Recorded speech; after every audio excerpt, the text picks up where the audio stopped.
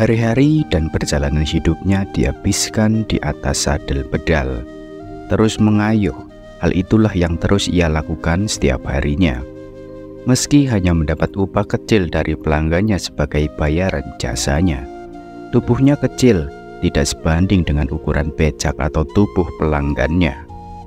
Tapi semangatnya lebih besar dari ukuran tubuh ataupun becaknya.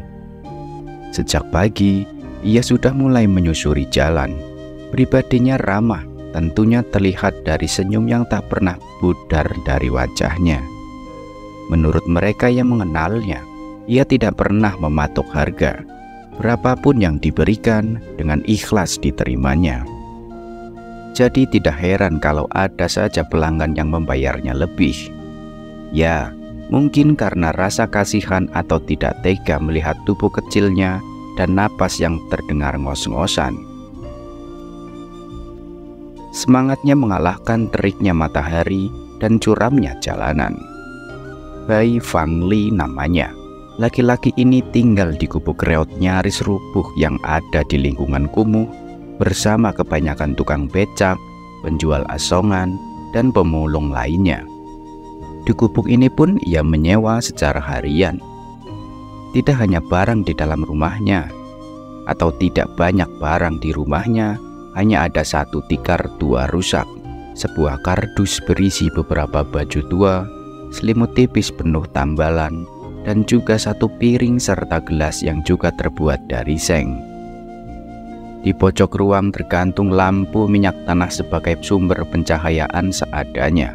Sepertinya barang-barang yang dimilikinya pun didapatkan dari memulung. Terlihat dari kondisi barang yang rusak.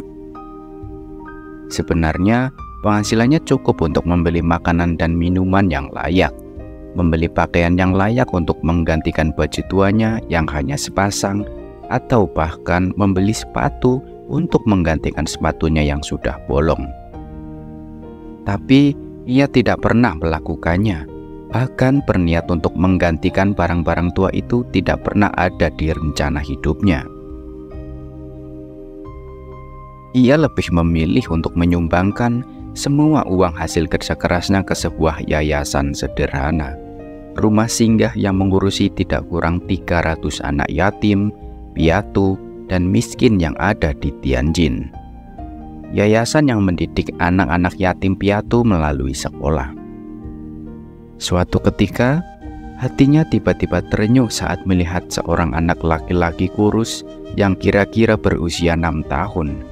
Saat itu si anak laki-laki sedang menawarkan jasa angkut barang miliki kepada seseorang ibu yang terlihat baru selesai belanja.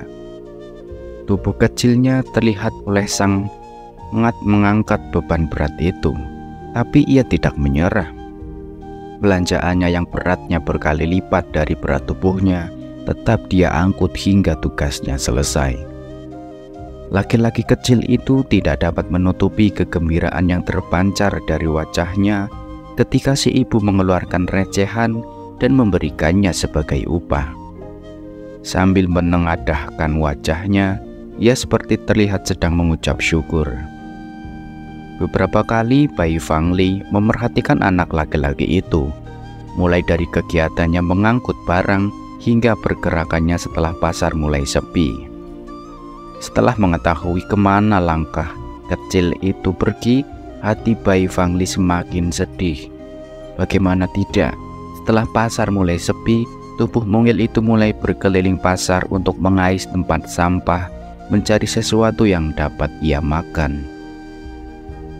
Tidak tahan melihat pemandangan itu, Bai Fangli pun mendekati anak laki-laki yang sedang menikmati sepotong roti kecil di tangannya yang ia dapatkan dari tempat sampah.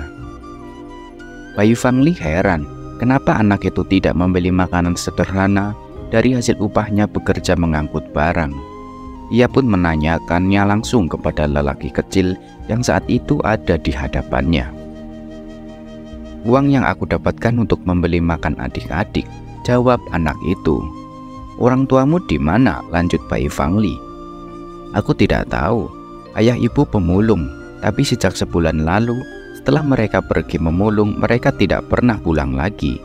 Aku harus bekerja untuk mencari makan, untuk diri sendiri, dan 2 adikku yang masih kecil, sahutnya. Ia lalu membujuk Wang Fing, nama anak laki-laki itu, untuk mengantarkannya kepada kedua adiknya. Mendengar jawaban dari mulut mungilnya, hati Bai Fangli menangis. Tidak sampai di situ, kesedihan Bai Fangli semakin menjadi saat melihat 2 adik kecil dari Wang Fing. 2 anak perempuan kurus berusia 4 dan 5 tahun. Keadaan kedua anak perempuan itu terlihat menyedihkan, kurus, kotor dengan pakaian yang compang-camping. Tidak ada tetangga yang peduli pada keadaan anak-anak ini. Tapi Bai Fangli tidak menyalahkan tetangga yang tidak peduli pada mereka, karena keadaan para tetangga pun tidak jauh berbeda dari mereka. Untuk memenuhi kebutuhan pokok keluarga sendiri pun mereka sulit.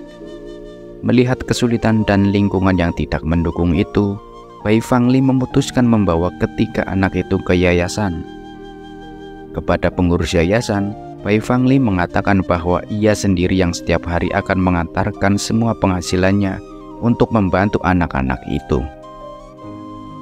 Bai Fangli ingin agar mereka mendapatkan makanan dan minuman yang layak, bahkan mendapatkan perawatan dan pendidikan yang layak.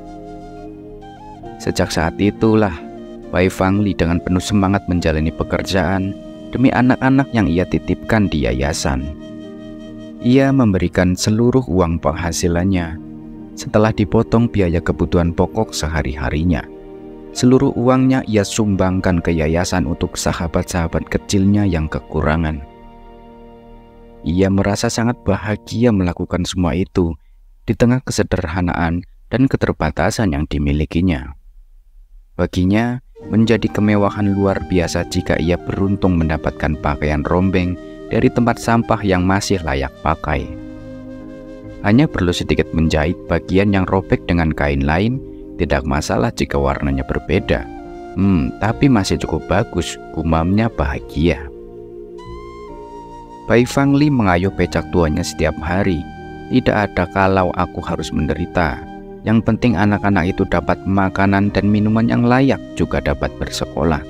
Aku bahagia bisa melakukan semua ini.